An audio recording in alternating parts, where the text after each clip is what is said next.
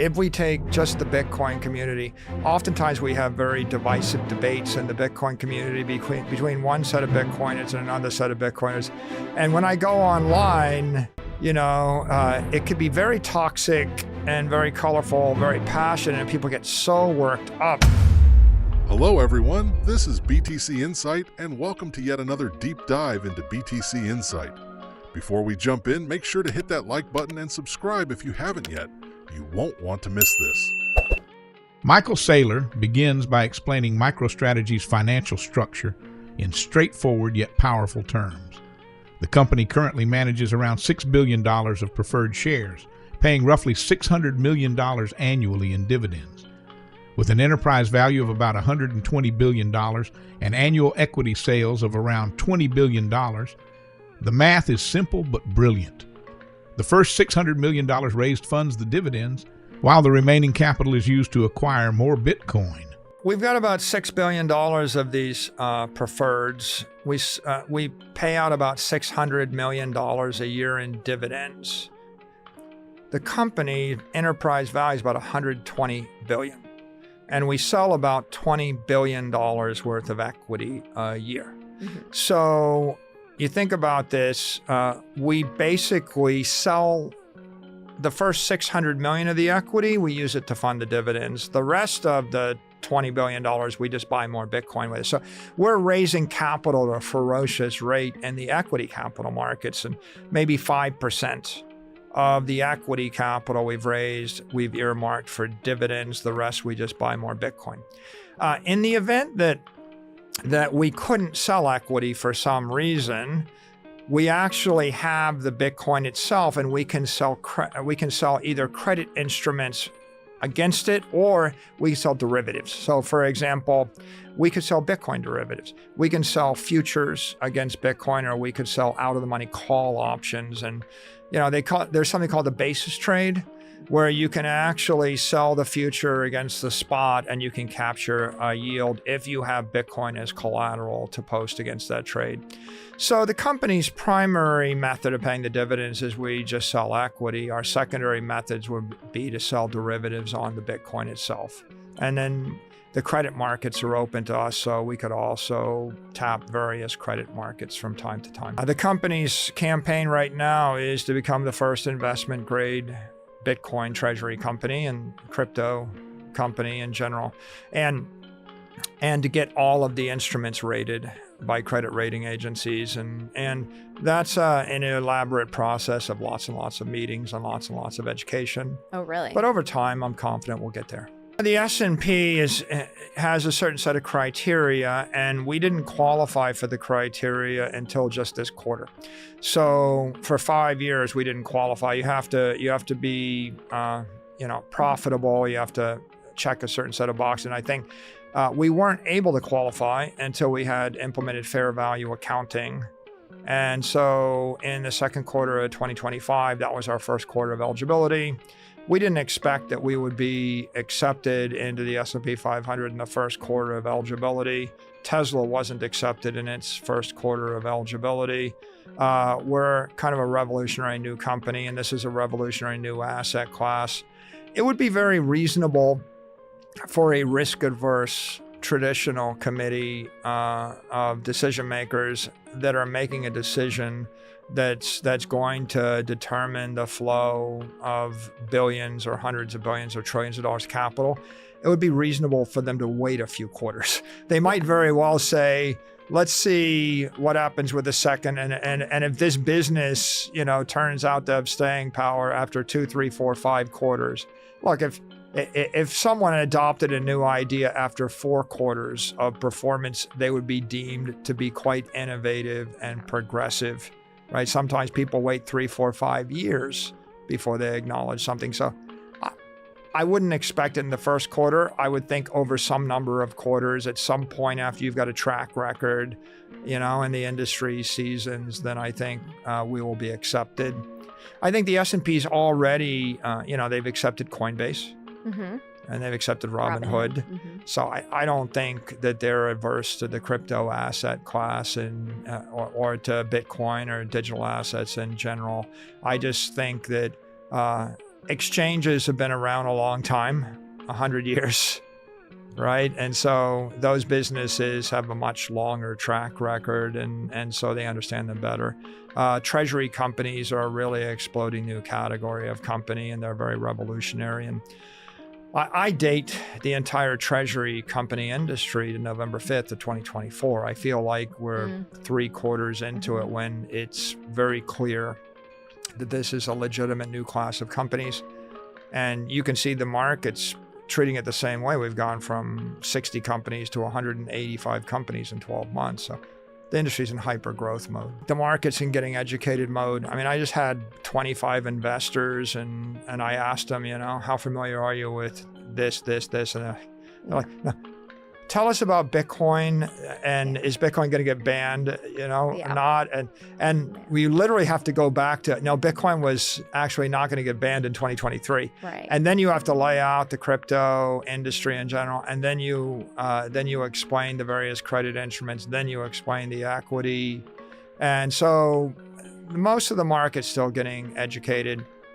If you wanted a metaphor, imagine that the year was 1870 and people are starting to refine crude oil, and there's a bunch of companies being launched, to do crude oil things, and then someone comes up with an idea for plexiglass or Lexan, and there's polyester, and there's lycra, and there's nylon, and there's all these possible petrochemical applications, products, and there's and someone's talking about kerosene, and some guy saying, well, I think we could use diesel or gasoline, and some guy talks about asphalt, and and all the investors are sitting around saying, is this a good idea? How big could this industry be? And they're still struggling with how big could the kerosene business be in 180 countries. And by the way, the first application of kerosene was lamps to light your home. It was light, and then it became engines, and then it became heaters, and then it became jet fuel, and it's rocket fuel today. And so I think the industry is just so embryonic that the companies are learning how to explain what they're doing. They're deciding what they're going to do. The companies are deciding what their business model will be. The investors are trying to understand the business models and the industry.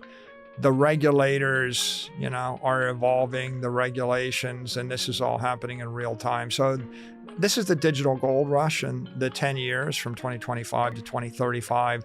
There's going to be a lot of different business models, a lot of different products created, and a lot of different companies launched, and a lot of money made, and there'll be a lot of mistakes made, and there'll a lot of fortunes created, and this is what the chaos of the marketplace. This is where Saylor makes a historical analogy. He compares today's Bitcoin treasury industry to the early days of oil refining in the 1870s. Back then, crude oil was barely understood, and investors struggled to grasp its potential. The first application, kerosene for lamps, was just the beginning.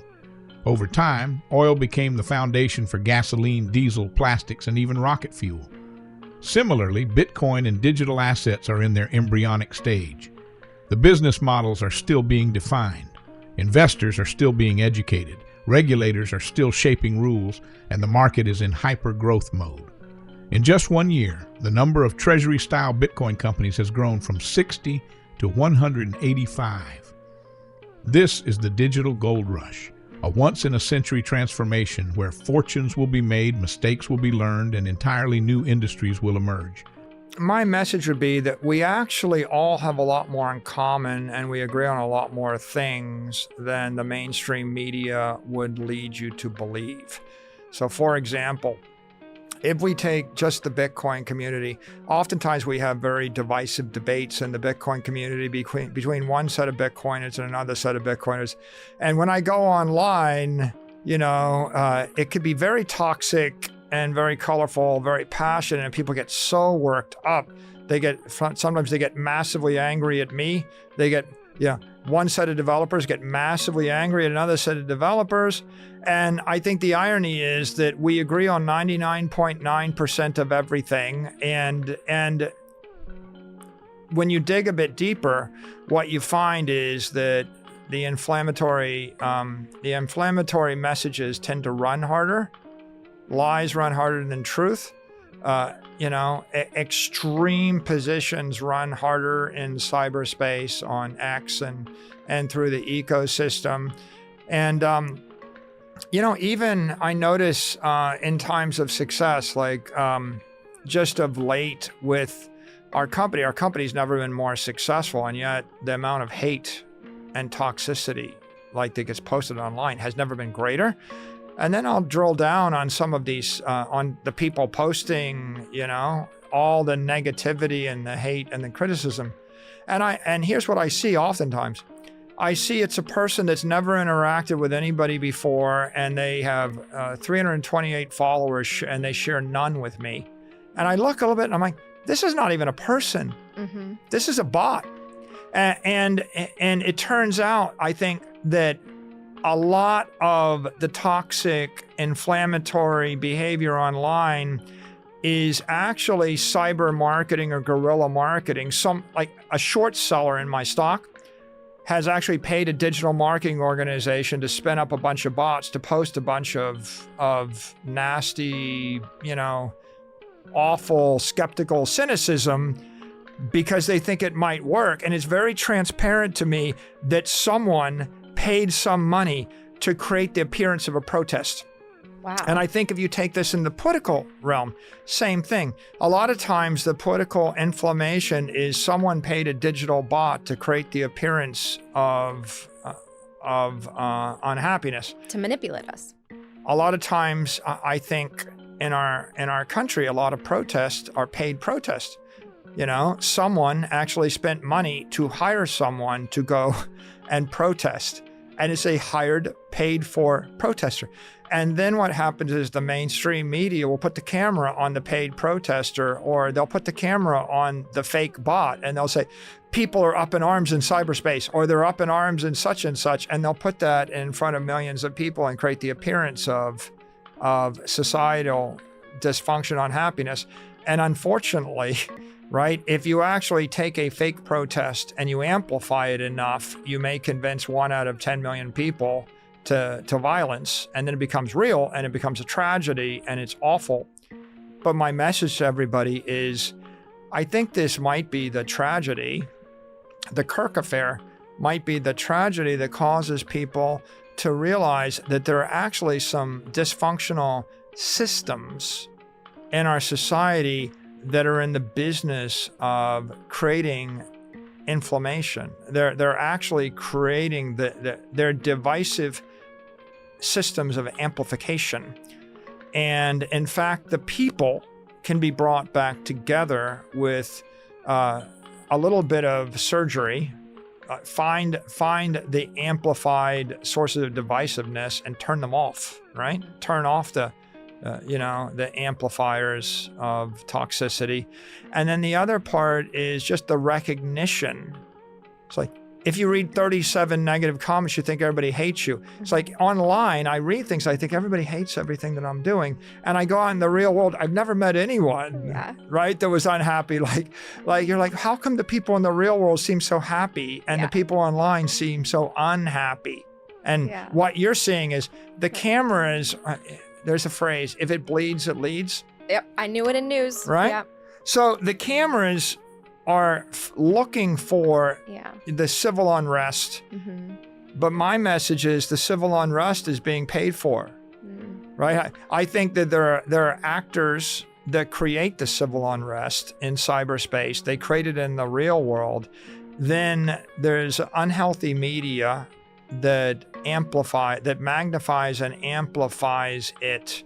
And I think the general population is kind of sick and tired, and they're getting more and more aware, right? Like the growing distrust of all of these systems, is an immune mechanism kicking in place.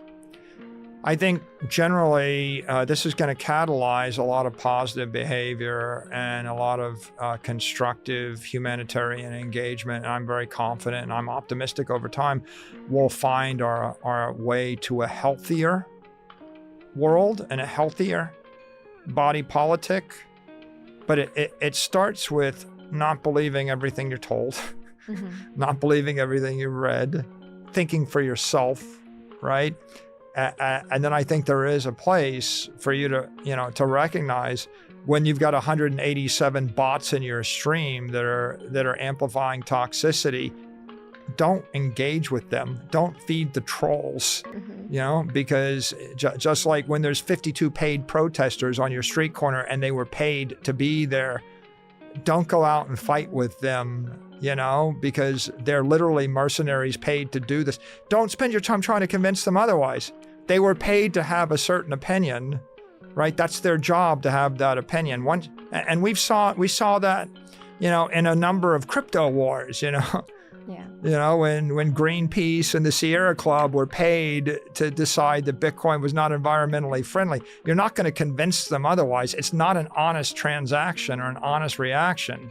It doesn't come from any, from any place of honesty. It was literally paid protest. And so I'm hopeful the society will look at the consequences of paid protest and they'll take a step back. It's what we always say, Bitcoin is a peaceful, fair, and equitable way for us to settle our differences. As everyone embraces it, peace will spread, equity will spread, fairness will spread, truth will spread, toxicity should decay.